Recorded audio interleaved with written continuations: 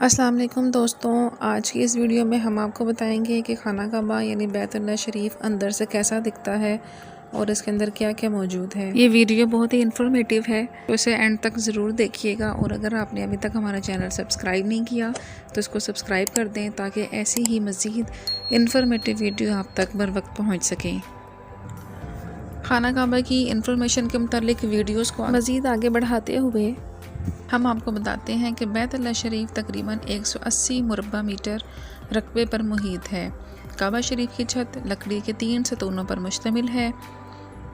یہ 3 ستونوں کا رنگ گہرا براؤن ہے۔ ان 3 ستونوں کی لکڑی دنیا کی مضبوط ترین لکڑی ہے۔ یہ ستون صحابی رسول حضرت عبداللہ بن زبیر رضی اللہ تعالیٰ عنہ نے تعمیر کروائے تھے۔ ان ڈارک براؤن کلر کے ستونوں کو بنے تقریباً 1350 سال گزر چکے ہیں۔ ان ستونوں کے درمیان میں سے ایک باریک شتیر نما لکڑی آویزہ ہے جو ان تینوں ستونوں کے درمیان میں سے گزرتی ہے۔ اس لکڑی پر کعبۃ اللہ کے دیگر تحائف اور نوادرات لٹکے ہوئے ہیں۔ اس کے دونوں اطراف کعبے کی شمالی اور جنوبی دیواریں موجود ہیں۔ کعبے کا اندرونی فرش سنگ مرمر کا ہے جو کہ زیادہ تر سفید رنگ کا ہے، لیکن گرین رنگ کی بارڈر نما لائنز بھی فرش کا حصہ ہیں۔ کعبہ کے اندر 8 سنگ مرمر کے پتھر کعبہ کی دیواروں میں نصب ہیں۔ ان میں عربی عبارتیں کنندہ ہیں۔ ایک پتھر پر خط کوفی میں عبارت لکھی ہوئی ہے جو کہ 6 صدی ہجری کے بعد سے تعلق رکھتی ہے۔ دیوار شرقی پر کعبہ کے دروازے اور باب التوبہ کے درمیان سعودی فرما روا فہد بن عبدالعزیز آل سعود کی ایک دستاویز ہے جو سنگ مرمر پر کنندہ کی گئی ہے۔ اس میں کعبے کی تزئین اور نو کی تاریخ درج ہے۔ اس طرح ٹوٹل ملا کر 10 پتھر ہیں جو کعبہ کے اندر موجود ہیں، جن میں عبارتیں درج ہیں، اور یہ سب سنگ مرمر کے ہیں۔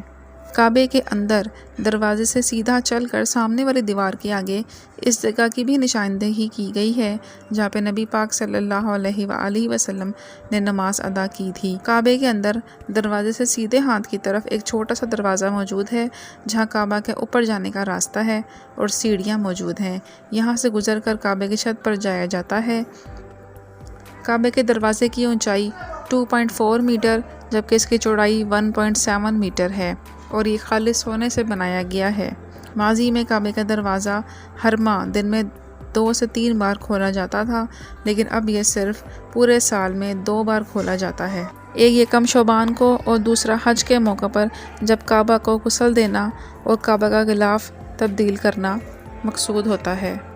کعبے کے دروازے کے بالکل سامنے ایک سنگ مرمر کی الماری نما شکل کا خانہ بھی موجود ہے جس میں کعبے کی صفائی کرنے والی چیزیں موجود ہوتی ہیں۔ کعبے کا دروازہ اب عام داخلے کے لیے نہیں کھولا جاتا کیونکہ اب عورتوں اور مردوں کے بے پناہ رش کی وجہ سے کعبے کو تکلیف اور نقصان سے بچانا اولین ترجیحات میں سے ہے۔ حالیہ چند سالوں میں حجاج کرام کی تعداد 20 لاکھ سے تجاوز کر گئی ہے۔ ایسی صورت میں کعبے کے تقدس کو برقرار رکھنا ممکن نہیں ہو سکے گا۔ اس کے علاوہ خادمین حرفین اور شریفین کی اجازت سے ریاست کے مہمانوں کے لیے کعبے کا دروازہ کھولا جاتا ہے۔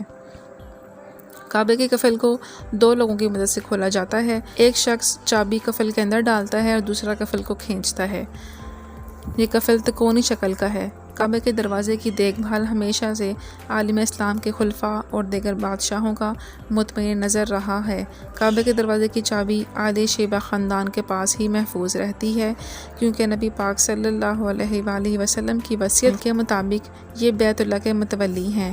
اس خاندان کے پاس کعبہ اور مقام ابراہیم کی کنجیاں ہوتی ہیں۔ کعبہ جو کہ 1.5 ارب مسلمانوں کی نظروں میں اپنے پورے تقدس کے ساتھ چمکتا ہے۔ کعبے کی چابیاں نبی پاک صلی اللہ علیہ وآلہ وسلم نے خود بنی شیبہ خاندان کے عثمان بن طلحہ کو عنایت فرمائی تھیں، اور نبی پاک صلی اللہ علیہ وسلم کے الفاظ کی روشنی میں یہ چابیاں انہی کے پاس ہمیشہ محفوظ رہیں گی۔ اگر ویڈیو پسند آئی ہو تو ویڈیو کو لائک کر دیں اور چینل کو سبسکرائب کر دیں۔ ملتے ہیں انشاءاللہ نیکسٹ ویڈیو میں۔ اللہ حافظ۔